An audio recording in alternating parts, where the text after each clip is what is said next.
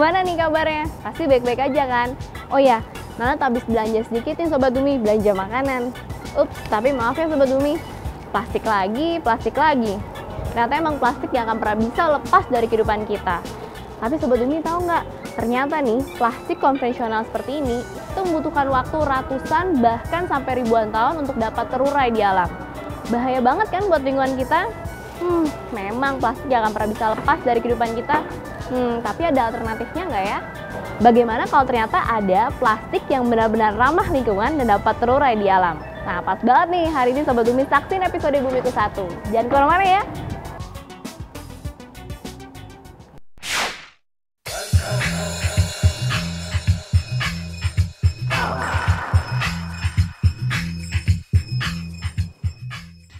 Sobat Bumi, hidup di zaman serba canggih saat ini, kita nggak bisa menghindar dengan teknologi dan inovasi. Kedua hal ini memberi manfaat, yaitu segala sesuatu dapat menjadi lebih praktis dan lebih efisien. Plastik pun menjadi ikon atau penanda majunya zaman. Setuju? Di mana-mana ada plastik untuk kemasan, produk rumah tangga, bahkan sampai berbelanja. Ada perubahan kebiasaan nih Sobat Bumi, sadar nggak? Kalau dahulu sebelum plastik populer, orang yang berbelanja ke pasar selalu membawa tas belanja sendiri. Nah, kalau sekarang orang yang berbelanja malas membawa tas belanja karena pasti deh ada bonus kantong plastik atau kresek dari penjual. Kresek memang praktis. Namun Sobat Bumi pasti sudah tahu kan kalau lembaran plastik ini tergolong dalam sampah anorganik yang lama terurai dan pastinya mencemari lingkungan. Umumnya kresek terbuat dari minyak bumi atau petrol. Waduh, masa untuk urusan kecil kantong belanja kok masih memakai petrol ya? Benar-benar terkuras dong minyak bumi kita. Lembaran kresek yang kita pakai dari hari ke hari lama-lama menumpuk dan menjadi sampah. Data yang pernah diteliti oleh Greeneration Indonesia, 700 sampah kantong plastik dihasilkan setiap orang dalam setahun. Gak main-main kan Sobat Bumi banyaknya? Plastik sangat dibutuhkan, namun juga masalah yang harus dicari solusinya. Berbagai solusi sudah banyak juga. Ada tas belanja, berulang kali pakaian keci buatan Greeneration Indonesia. Berbagai inovasi plastik berbahan pati yang digagas Sobat Bumi, misalnya dari kulit pisang. Episode kali ini ada inovasi seru dan bagus banget, yaitu plastik berbahan pati singkong yang 100% dapat terurai secara alami. Hebat dan menarik banget kan? Karena pengembangannya sudah dalam skala industri. Simak ya di episode kali ini.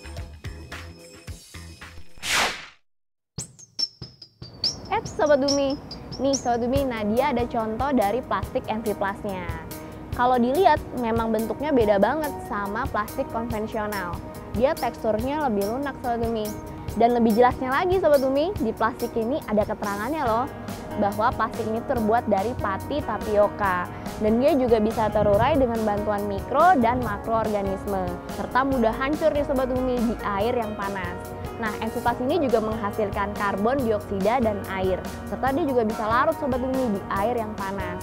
Dan aman juga loh untuk biota-biota air seperti ikan, siput. Jadi kalau makannya tenang aja Sobat Bumi, aman. Dan yang lebih pentingnya lagi, oke banget buat tanah karena bisa menghasilkan kompos. Nah, untuk tahu lebih lengkap lagi nih, kita bakal ngobrol sama produsen dari Enviplas yaitu Bapak Herman Mulyana dari PT Interaneka Lestari Kimia. Saksiin ya.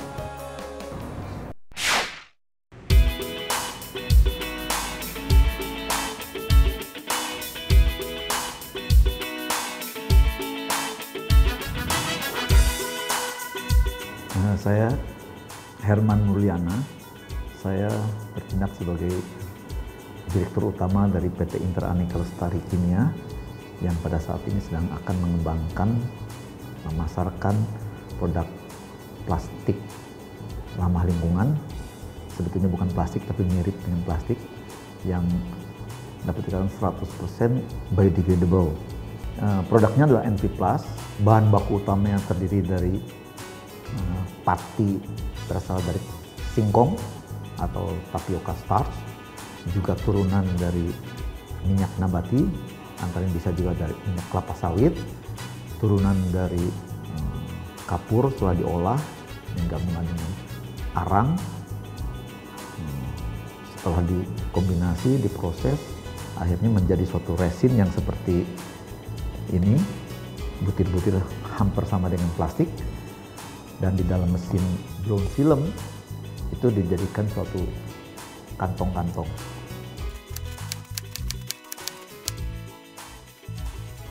Sebenarnya ini kaitan dengan idealisme juga.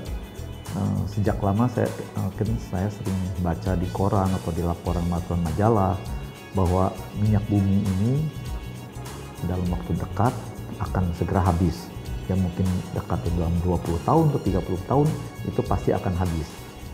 Sedangkan dunia ini masih panjang. Kalau semuanya pada saat minyak bumi habis, kira-kira apa yang akan terjadi? Salah satu NP+ adalah dia lebih hidrofilik. Dia density-nya lebih tinggi dari 1,2, antara 1,25 kurang lebih, dan dia akan tenggelam di dalam air, dan pada saat kena air dia akan melunak, dan pada saat melunak dengan mudah akan dikonsumsi oleh binatang-binatang air.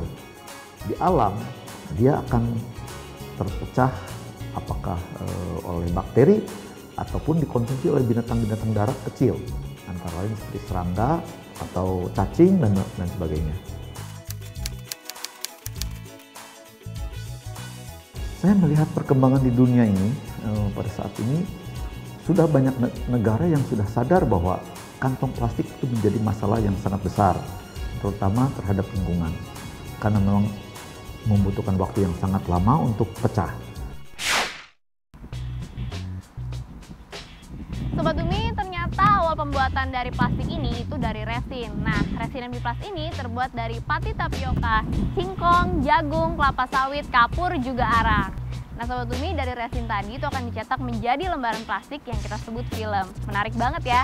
Kita bakal lihat nih langsung proses pembuatannya dari pabrik di segmen Kelak Kulik.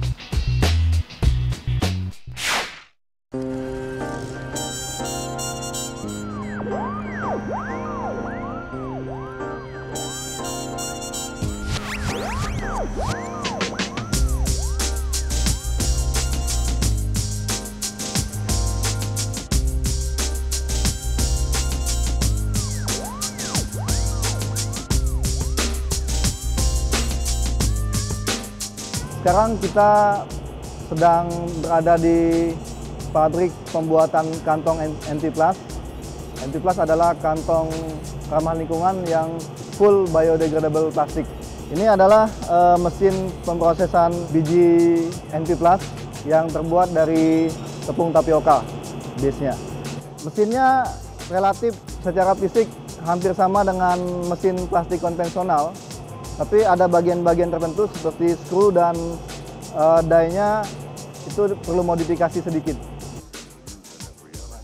Proses pembuatan kantong NP+ yang ada di depan saya ini adalah hopper, tempat memasukkan resin atau biji NP+ untuk diproses lebih lanjut sebagai kantong atau sebagai film.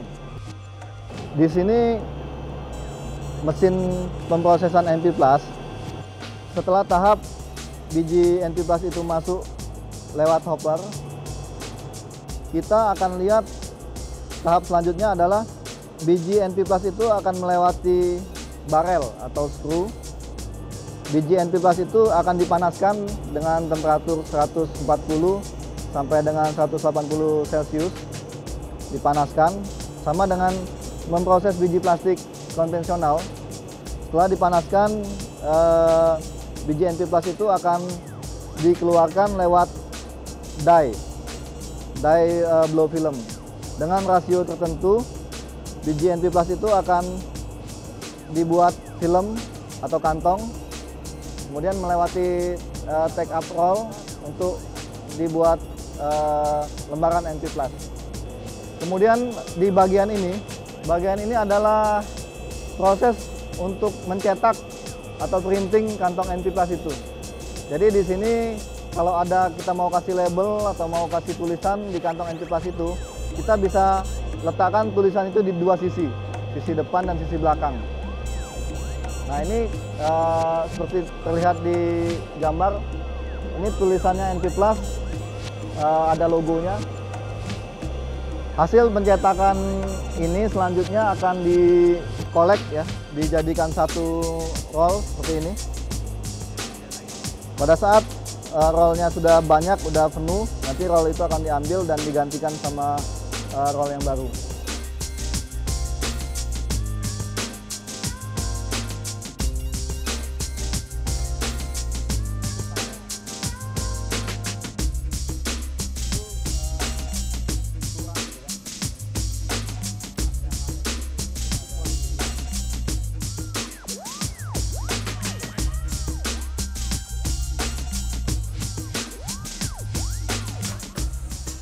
Ini roll hasil produk dari blow film mesin tadi, kemudian dibawa ke sini. Di mesin ini disebut mesin backmaking ya, backmaking mesin ya. Fungsinya adalah mencetak kantong. Jadi kantong itu akan dipotong sesuai ukuran atau permintaan customer. Kemudian di sini juga di mesin ini akan dilakukan proses sealing. Jadi kantong itu akan di-seal bagian bawahnya, kemudian akan dipotong sesuai dengan size yang diinginkan.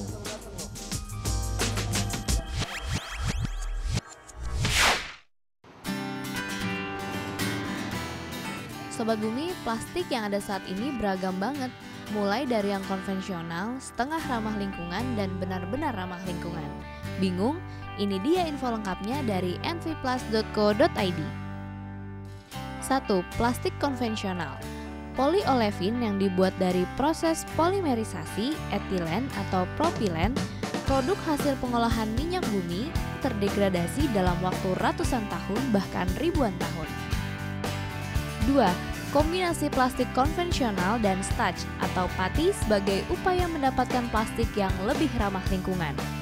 Penyusunnya yaitu berupa PE plus starch, polyester plus starch, PVA plus starch, EAA plus starch. 3. Plastik oxo-degradable PE.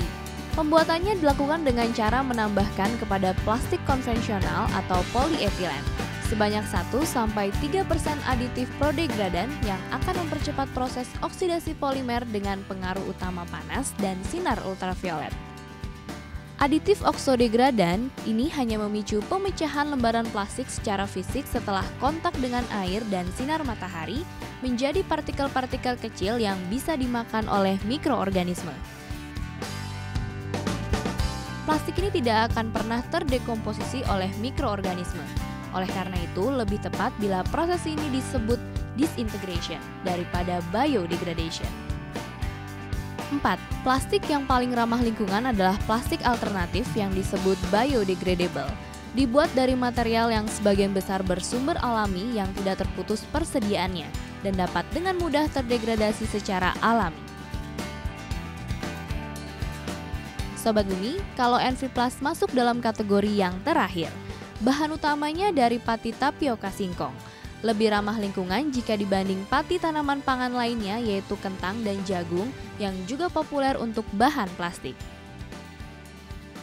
Singkong untuk penanamannya tidak membutuhkan perlakuan khusus. Cukup tanam batangnya, lalu setelah 3 bulan dapat dipanen. Nggak perlu dipupuk, pestisida, dan perlakuan khusus lainnya. Hal ini beda banget dengan kentang dan jagung yang butuh banyak pupuk, pestisida, dan perlakuan khusus. Plus, jagung dan kentang termasuk pangan populer dan permintaannya mendominasi. Sudah lengkap infonya dan sudah tahu kan plastik yang benar-benar ramah lingkungan. Bijak pakai plastik ya Sobat Bumi.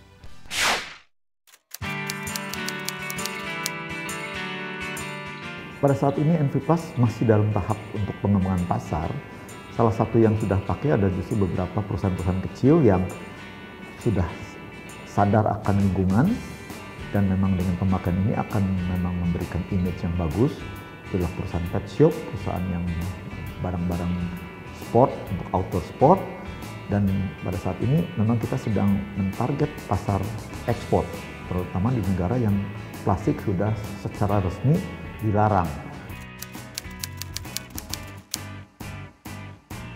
Singkong itu tanaman yang paling mudah ditumbuh karena kita tahu bahwa dengan hanya memotong dahannya saja, batangnya saja kita tancap di tanah, dengan gampang dia akan tumbuh.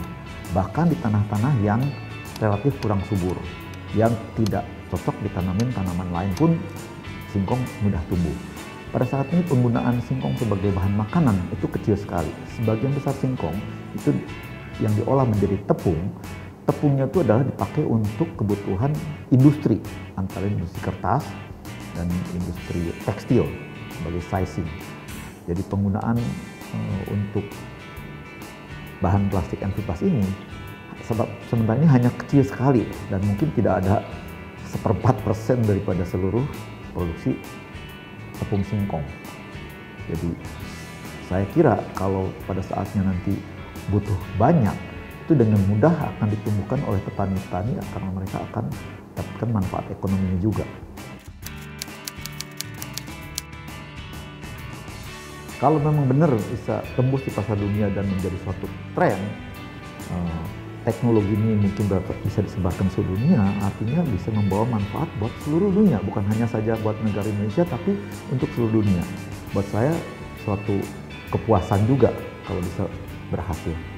Ya, sangat puas sekali karena bisa berbuat sesuatu yang bermanfaat buat begitu banyak orang dan tidak menyebabkan polusi terhadap lingkungan dan memberikan nafkah yang terhadap orang yang lebih banyak lagi. Oke, ini yang ada di depan saya adalah hasil jadi kantong-kantong NV+ dari berbagai ukuran dan berbagai macam warna.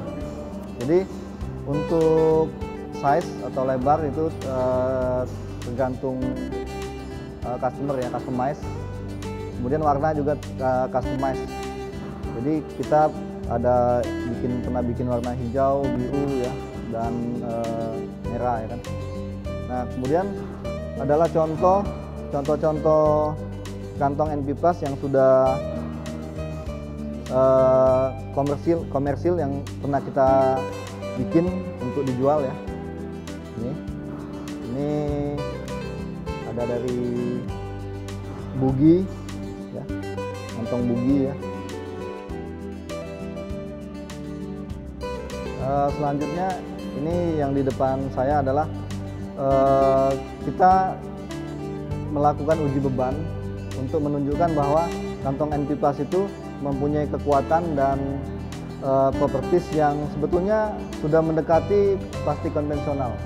Jadi seperti ini,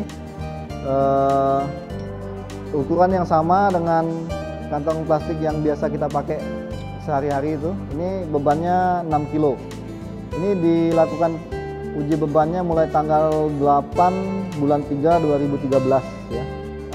Nah ini untuk spesifikasi kantong sampah ya. Kantong sampah ini kita lakukan uji bebannya 12 kilo. Ini dimulai tanggal 7 bulan 1 2013. Jadi udah cukup lama ya. Tanggal 7 udah 2 bulan lebih ya. Ini juga sama spesifikasi kantong belanja. Ini kita lakukan uji mulai tanggal 4 bulan 3 2013 dengan beban 8 kilo.